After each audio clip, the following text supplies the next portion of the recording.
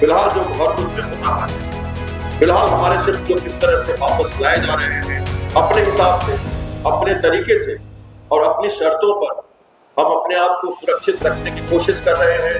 और third strike capability जो किसी देश की होती है, सेकेंड स्ट्राइक कैपेबिलिटी जो होती है वो समुद्र से होती है, क्योंकि हमारे जो सबमरीन है उन्हें टारगेट देके चुपचाप बाहर रखा जाता है। एक न एक सबमरीन कहीं न कहीं होगी, उसका जो बटन जब दबेगा तो शायद ज्योग्राफी नहीं बच पाएगी। इस डर से हमारे ऊपर, और आप सब सुरक्षित हैं, हमारे ऊपर किसी की हिम्मत नहीं होगी कि वो न्यूक्लियर स्ट्राइक करने की कोशिश करे। और उस समय भारतीय नौसेना की आईएनएस विराट शिप में सबसे पहला योगा डे मनाया गया एनसीसी कैडेट्स के द्वारा 21 जून 2015 में।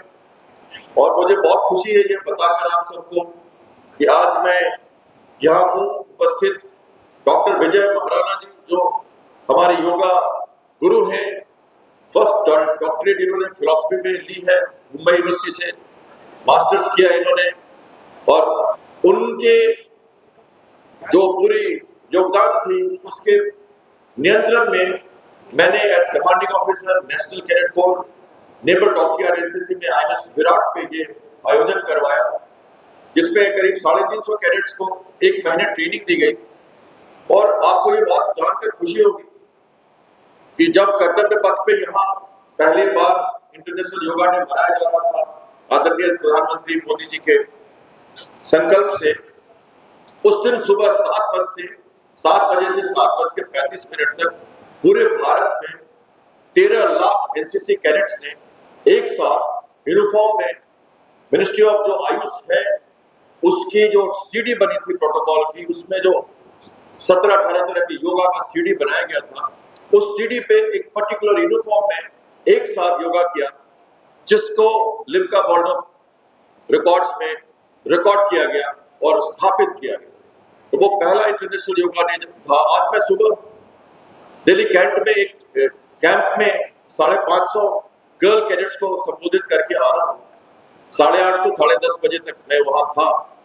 450 कैडेट्स, छोटे 8वें 9वें क्लास से लेकर कॉलेज तक की गर्ल्स इस गर्मी में कैंप में है अभी करियप्पा परेड ग्राउंड पर।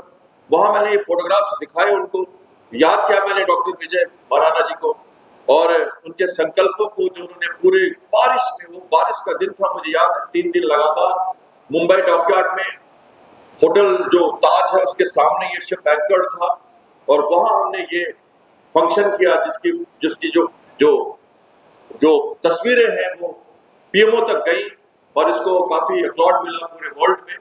और उसके बाद हर साल हम योगा डे मनाते हैं। डॉक्टर महाराणा जी अभी कैंसर पेशेंट्स को योगा के थ्रू ट्रीट करके टाटा मेमोरियल मुंबई के साथ जुड़े हुए हैं और लगातार हमारे संपर्क में हैं। यूथ एम्पावरमेंट, हेल्थ कॉन्शियसनेस और इन सब चीजों पर लगातार उनका संकल्प, सहयोग, कई सारे अवार्ड्स एंड फेलिसिटेशन के साथ वो लगातार इस संकल्प को दोहरा रहे हैं और आगे बढ़ा रहे हैं। तो मेरा मानना है ऑपरेशन सिंदूर के दौरान, वैसे मैं एक टीवी पैनलिस्ट हूँ, आप अक्सर मुझे टीवी डिबेट्स पे देखते हैं।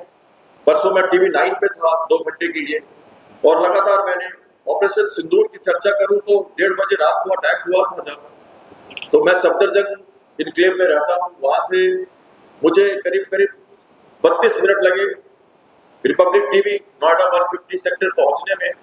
बट करीब 2 बजे मैं जू पे आ गया था कार में, और 2:30 बजे रात से लेकर अगले दिन 11:30 बजे तक लगातार मैं रिपब्लिक टीवी पे लगातार रहा। पहले अटैक्स मैंने कवर की, 1000 से ज्यादा चैनल्स पे मैंने अब तक टीवी शो किया है और टीवी डिबेट्स पे अक्सर रहता हूँ। कोशिश करता हूँ कि भारत की बातें कहूँ और साथ साथ ग्राउंड आकलन करूँ, और न किसी के प्रति दुर्भाव, न किसी के प्रति सहयोग, जो रियलिटीज हैं उनको खरी खोटी शब्दों के साथ कहने की कोशिश करता हूँ। सिंदूर के दौरान जो भारत का रुख था, देश का जो मनोबल था, पॉलिटिकल विल थी और हमारी शक्ति सेनाओं की, वे सब ने मिलकर काम किया और एक अच्छा प्रदर्शन हमने दिखाया। शायद अब खून और पानी एक साथ नहीं बहेगा, हम आगे बढ़ चुके हैं। कई प्रोजेक्ट्स एक के बाद एक लगातार ग्रीन रूम में चल रहे हैं, जिनका लगातार प्रभाव दिख रहा है और इंटरनेशनल लेवल पे हमारी छवि आज जो है सेनाओं की, इकोनॉमी की और हमारे सॉफ्ट पावर की, तीनों में मैं विश्वास करता हूँ।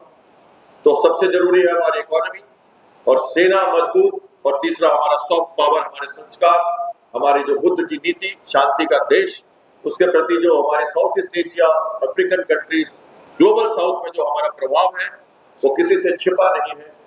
और इस सब में हम सबों का एक अच्छा संकल्प और योगदान है।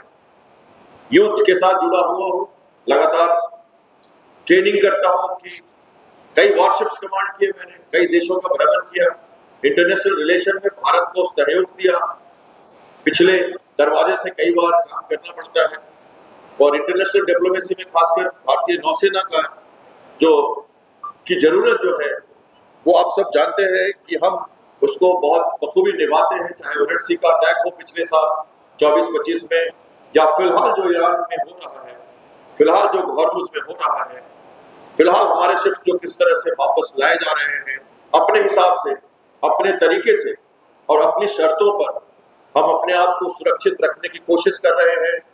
एक मैच्योर डेमोक्रेसी के रूप में हमारा रिस्पॉन्स रहता है और हम वो काम सब ग्रीन रूम से करते रहते हैं जिसकी जरूरत है। जब जरूरत होती है तभी बोलते हैं, नहीं जरूरत हो तो चुप रहकर ही काम करना सही रहता है। मेरे ख्याल से अब अगर अगली बार हमें कुछ दुस्साहस किसी ने किया भी तो शायद आज हम इतने सशक्त हैं कि भारतीय सेनाएं जल से, हवा से और पानी से, तीनों से न्यूक्लियर कैपेबल हैं। हमने पहले तो ब्रह्मोस के साथ, अग्नि के साथ मिसाइल्स बना के न्यूक्लियर कैपेबिलिटी सेना की दिखाई, कन्वेंशनल मिसाइल्स मार के हमने कमर तोड़ी पाकिस्तान की, और उसके बाद हमारी अग्नि मिसाइल्स हमारी Su-30 एयरक्राफ्ट में हवा से मार करने के लिए है।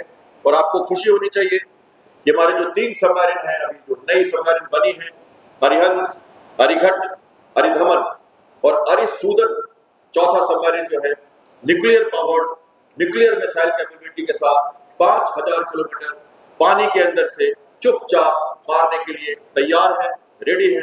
विश्व के 6 देशों में हम हैं जिनके पास ये कैपेबिलिटी है, न्यूक्लियर ट्राइड है, तीनों सेनाओं के पास न्यूक्लियर शक्ति है। जो अगर कोई दुस्साहस, नो फर्स्ट यूज है हमारी पॉलिसी भारत की, हम पहले अटैक नहीं करते न्यूक्लियर मिसाइल से, लेकिन अगर कोई करता है तो जमीन पे कार्रवाई हुई, अगर हमारे एयरक्राफ्ट तोड़ दिए गए तो पानी के जो अदृश्य सबमरीन है उसको ये तोड़ नहीं पाएंगे। और थर्ड स्ट्राइक कैपेबिलिटी जो किसी देश की होती है, सेकेंड स्ट्राइक कैपेबिलिटी जो होती है वो समुद्र से होती है, क्योंकि हमारी जो सबमरीन है उन्हें टारगेट दे के चुपचाप बाहर रखा जाता है। एक न एक सबमरीन कहीं न कहीं होगी, उसका जो बटन जब दबेगा तो शायद ज्योग्राफी नहीं बच पाएगी। इस डर से हमारे ऊपर, और आप सब सुरक्षित हैं, हमारे ऊपर किसी की हिम्मत नहीं होगी कि वो न्यूक्लियर स्ट्राइक करने की कोशिश करे। तो ये जो न्यूक्लियर ब्लैकमेल है, हमारे प्रधानमंत्री ने कहा है कि अब नहीं चलेगा। वो जमाना गया कि आप न्यूक्लियर ब्लैकमेल करके आप भारत को आंखें दिखा सकते हैं। हम काफी आगे बढ़ चुके हैं, स्पेस में आगे बढ़ चुके हैं, अंडर वाटर में आगे बढ़ चुके हैं और टेक्नोलॉजी के साथ हम लगातार प्रोग्रेस कर रहे हैं। 2047 तक भारतीय नौसेनाएं पूरी तरह से आत्मनिर्भर हो जाएंगी। हम विदेशों को लगातार 24,000 करोड़ हमने इस साल किया है एक्सपोर्ट, 1400-1500 करोड़ में हम थे 10 साल पहले, और अगले 5-10 सालों में 50,000 करोड़ की एक्सपोर्ट का हमारा संकल्प है। स्वदेशी शक्ति के साथ आज के दिन में आपको एक और खुशखबरी दूं, भारतीय नौसेना की कोई भी शिप अब बाहर से नहीं आएंगे। लास्ट जो 2 शिप थे वो आ चुके रशिया से, 47 शिप्स शिपयार्ड में बन रहे हैं। 200 से ज्यादा वॉरशिप्स की कैपेबिलिटी के साथ भारतीय नौसेना अगले पायदान पे खड़ी होने वाली है। एयरफोर्स और आर्मी का रोल आप लगातार देखते रहते हैं। भारतीय नौसेना को आप कम सुनते हैं क्योंकि समुद्र में रहती है, और 12 नॉटिकल माइल के बाद, 20 किलोमीटर के बाद पूरा समुद्र जो है इंटरनेशनल हो जाता है। आपको एक और बात याद करा दूं जल्दी से, ऑपरेशन सिंदूर में हमने, राजनाथ सिंह जी ने कहा कि हमने तो अभी आस्ती ने भी नहीं संभाली थी। इंटरनेशनल स्पेस में रह के शिप्स अटैक नहीं करना चाहते हैं जब तक कि वॉर एक्चुअल न हो जाए। हमने लाइन ऑफ कंट्रोल को क्रॉस नहीं किया था सिंदूर में, हम अपनी सीमा से लड़े और जाके वापस आए।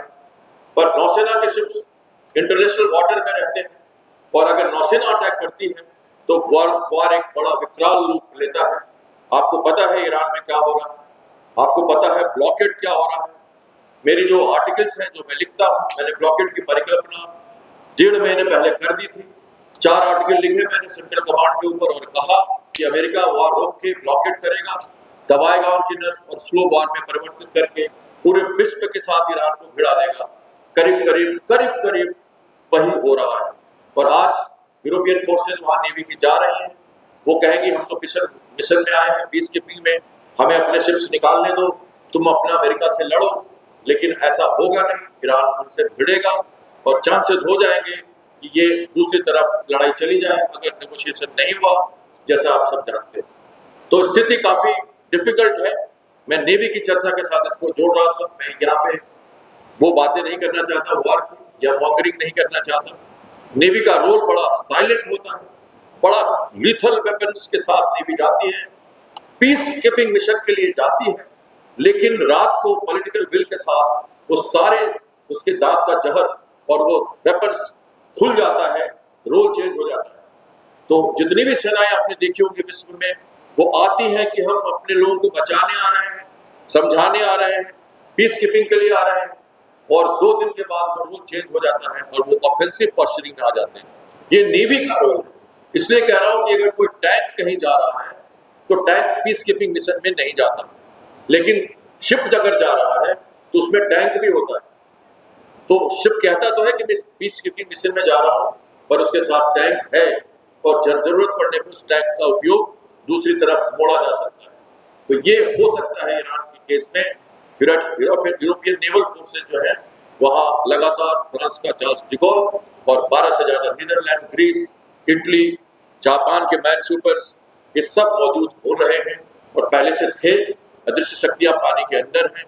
ये वॉर जो है और आगे का वॉर भारत के लिए भी ड्रोन से, AI से, अनमैन्ड व्हीकल से, शिप से और एयरक्राफ्ट से नहीं होगा, इन चीजों से होगा। और इसी पे जोड़ है, इसलिए कई बातें अब समझ में नहीं आती युद्ध की और कई बार हमें मुश्किलात हो जाती है जब हम न्यूज खोलते हैं कि क्या हो रहा है। तो आज के जो हमारे जागरूक लोग हैं, यहाँ सब इंटेलेक्चुअल क्लास के लोग बैठे हैं, हमारा दायित्व बनता है कि हम समाज में अवेयरनेस रखें और अगर कोई ऐसी जरूरत पड़े तो सहयोग दें और आगे बढ़ते रहें। और मैं आई थिंक मेरा ज्यादा समय यहाँ पे लेना ठीक नहीं होगा। ये एक माहौल है हेल्थ कॉन्शियसनेस का, और जो अच्छे प्रतिभाशाली हमारे डॉक्टर्स हैं, युवा डॉक्टर्स हैं और पुराने अनुभवी डॉक्टर्स हैं, हमारे जो सीनियर लोग हैं जो उसको गाइड करते हैं, नॉर्म्स बनाते हैं, उनके लिए मैं समर्पित हूँ और मेरा बहुत नमन सभी को। और आप सबको शुभकामनाएं। जिनको अवार्ड्स दिया जा रहा है उनको भी शुभकामनाएं और बहुत बहुत मुबारक उनको, और आप ये करते रहें, यह मेरी कामना है। धन्यवाद। Thank you. अब हमारे chief guest doctor Suryakant Kelkar ji, Bharat Manch के संस्थापक, पधार चुके हैं।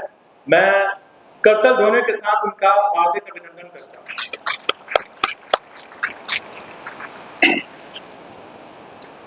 बड़ा बात अच्छा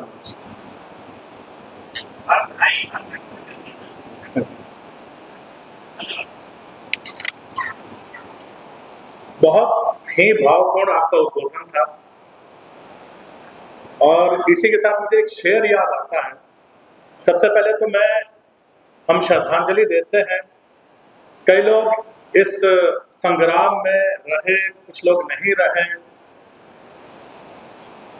तो उसके ऊपर एक शेर है, जब तू शहीद हुआ होगा, जब तू शहीद हुआ होगा, ना जाने तेरी माँ कैसे सोई होगी, वो गोली तेरे सीने में उतरने से पहले भी रोई होगी, वो गोली तेरे सीने में उतरने से पहले भी रोई होगी। जब मैं मर जाऊं तो मेरी एक अलग पहचान लिख देना, मेरे खून से ही मेरे माथे पे हिंदुस्तान लिख देना, हिंदुस्तान लिख देना। कई बार हम सुनते हैं कि -40 सेंटीग्रेड पे भी हमारे वीर योद्धा हमारी सीमाओं पे तैनात हैं, अपने परिवार से दूर हो करके। और यहाँ कई बार हम एसी वाले माहौल में रहते हुए, चाय की चर्चा करते हुए, बड़े आराम से कुर्सी पे पांव फैला करके देश की बुराइयां करते हैं। उनके जो योजनाएं हैं उसके ऊपर हम टीका टिप्पणी करते हैं, लेकिन बड़ा ही ये दुष्कर कार्य है। दिल, आत्मा जब तक इसमें समर्पित नहीं होगी तब तक हम देश रक्षा कर ही नहीं सकते। देश रक्षा, मातृभूमि की रक्षा एक तरह से भगवान की उपासना के समान है। इसी को सोच करके हमारे सैनिक जाते हैं। ठीक इसी तरह से हमारे शरीर में भी देवासुर संग्राम चल रहा है। रोग जो आते हैं वो भी तो असुर हैं, वो भी तो पड़ोसी मुल्क जैसे शत्रु हैं। उनको नुकसान पहुंचाने के लिए हम तरह तरह की नई नई दवाइयों का सेवन करते हैं और उनको हराने की कोशिश करते हैं। फिर भी कई कई माध्यमों से वो आते हैं। मैंने जैसे कहा कि हमारा जब 5 एलिमेंट, 5 भूत, वायु, जैसे भगवान हम कहते हैं कुछ और नहीं है, भूमि है, अग्नि है, गगन है, वायु है, और गगन, वायु और नीर, यही तो भगवान है। से चट्टान कहते हैं। मुझे डॉक्टर के सम्मान में, डॉक्टर के मान में, मैं इस कार्यक्रम की शुरुआत करने से पहले, क्योंकि हम ऐसे देश में रहते हैं जिस देश की संस्कृति, सभ्यता हमें सिखाती है, विश्व वसुधैव कुटुंबकम की संकल्पना के साथ हम आगे बढ़ रहे हैं। जो तूफानों से टकराते उसे चट्टान कहते हैं, लेकिन जो चट्टानों से टकराते उसे डॉक्टर्स कहते हैं। जान बचाकर भी खुद का विश्व नहीं कर पाते अपना, ऐसे विश्व को नमन करने वाले डॉक्टर को मैं सादर वंदन करता हूँ, सादर नमन करता हूँ, सादर उनका आशीर्वाद देता हूँ। जिस तरह से आज डॉक्टर विजय महाराणा जी, जो कि हमारे नेशनल यूथ अवार्डी, भारत सरकार का एक सर्वश्रेष्ठ युवा सम्मान मिलता है, जो कि युवा कल्याण के क्षेत्र में अनेक वर्षों से वो काम कर रहे हैं, और उनकी आज किताब का प्रकाशन यहाँ हमारे करकाम द्वारा हुआ है। मैं, मेरे द्वारा और मेरे मंत्री द्वारा, मैं निजी सचिवों, सामाजिक न्याय अधिकारिता मंत्रालय में उनकी ओर से और भारत सरकार की ओर से उनको शुभकामनाएं देता हूँ। मैं विजय कुमार महाराणा जी का परिचय आपके सामने रखना चाहूंगा। बड़े ही दीर्घगंभीर विचार लेकर उन्होंने अपनी इस क्रांति की शुरुआत की थी। उड़ीसा के छोटे से शहर से शुरुआत करते हैं, मुंबई की बड़ी रेलचेल और रंगमंग भरी जिंदगी में उन्होंने अपनी जिंदगी की शुरुआत की। वो जिंदगी शुरुआत करते वक्त उनके पास ना खाने के लिए पैसे थे, ना रहने के लिए कपड़ा था, ना रहने के लिए घर था। ऐसी विदारक अवस्था में, विषम परिस्थिति में भी जब उन्होंने, पिताजी ने कहा कि आपको कुछ करना है, कुछ करके आगे बढ़ना है, लेकिन विजय महाराणा जी का जो विचार था वो समाज के सेवा के प्रति समर्पित था। आप सभी को बताना चाहूंगा, आज बॉम्बे में जो टाटा मेमोरियल कैंसर हॉस्पिटल है, उसमें 100% अगर बीमारी कैंसर की ठीक करने का जो योग है, जो उन्होंने सम्मान प्राप्त किया है, तो डॉक्टर विजय महाराणा जी ने प्राप्त किया। तालियां बजाकर उनका सम्मान हमें करना चाहिए। अपनी विचारधारा से लेकर उन्होंने अपने जीवन की शुरुआत की। जीवन की शुरुआत करने के पश्चात उन्होंने सोचा कि मुझे बॉम्बे में आकर कुछ करना है। जेब के पैसे खत्म हो गए थे। खत्म होने के पश्चात क्या करें, यह विश्वास लेकर एक बॉम्बे के हमारे डब्बे वाले नाम के फेमस एक समुदाय होता है जो कमाने के लिए वो आता है। तो विजय महाराणा जी वो प्रतीक है कि जो डब्बे वाला बना, और डब्बे वाले के साथ में ही डब्बा बेचकर अपने जीवन यापन करने के पश्चात भी उन्होंने अपनी पीएचडी कंप्लीट की, और उनका आर्टिकल टाइम्स ऑफ इंडिया में छापा गया कि डब्बा वाला पीएचडी कर सकता है। देश की जो व्यवस्था है, व्यवस्था उन्हें सम्मान दे सकती है। तो एक डब्बा वाला पीएचडी करके महाराष्ट्र में नहीं तो देश में अपना नाम रोशन करके भारत सरकार का राष्ट्रीय युवा पुरस्कार प्राप्त करता है। हमारे national youth awardees federation of India के जो कि 30,000 से 40,000 हमारे युवा साथी पूरे देश में फैले हैं, उसका वो जनरल सेक्रेटरी के रूप में, चयनित सदस्य के रूप में काम कर रहे हैं। मैं उनको साधुवाद देना चाहूंगा कि उनकी ये किताब हमारे भारत के विश्व पटल पर एक समुदाय के रूप में, सार्थक के रूप में, कार्य के रूप में आगे रहेंगी। और इस डॉक्टर सम्मान समारोह में, हेल्थ केयर सम्मान समारोह में आप सभी जो आरोग्यवर्धन संरक्षण के जो मुख्य दायित्व निभाने वाले सभी श्रेष्ठ है, सभी को मैं यहाँ धन्यवाद और आभार देना चाहूंगा। और मित्रों, जिस तरह से हम आज विपरीत परिस्थिति में भी खड़े होकर हमारे सभ्यता और संस्कृति को लेकर चल रहे हैं। हमारे जो विश्वास रूपी विश्वास पात्र लोग हैं, बाबा साहब अम्बेडकर, जो छत्रपति शिवाजी महाराज, महात्मा फुले, सावित्रीबाई फुले, इन सभी के विचारों को आगे बढ़ाते हुए हम सब लोग काम कर रहे हैं और हमारी इसी दिशा में हम प्रयासरत रहेंगे, हम कार्य करते रहेंगे। हमारे पीछे कितने भी विपरीत परिस्थितियां है, लेकिन देश के प्रति समर्पित होने का भाव डॉक्टरों ने कभी कम नहीं किया है। कोरोना जैसी बीमारियों में डॉक्टरों ने अपना सर्वस्व अर्पण करते हुए इस देश की रक्षा की। मैं जिस तरह से फौजी हमारी इस पर सरहद पर सुरक्षा करता है, उसी तरह आरोग्य की सुरक्षा की जिम्मेदारी हमारे डॉक्टरों ने इस देश में संभाली है। इसलिए देश सुख संपन्न, सदृढ़ संपन्न है, ऐसा मैं विश्वास व्यक्त करता हूँ और अपनी वाणी को विराम करता हूँ कि पग पग जीता हूँ मैं, पग पग मरता हूँ, क्या मर के क्या जीता मैं, जीने के लिए मरता हूँ। अरे मर कर भी जी कर तेरा विश्वास रहेगा, इस देश के धरोहर में तेरा नाम रहेगा। तू इस देश का स्मारक है, तू इस देश का विश्वासवर्धक है, तेरे से ही देश की शान है, तेरे से ही देश का मान है, तू ही देश का अभिमान है। डॉक्टरों को सलाम, डॉक्टरों को धन्यवाद।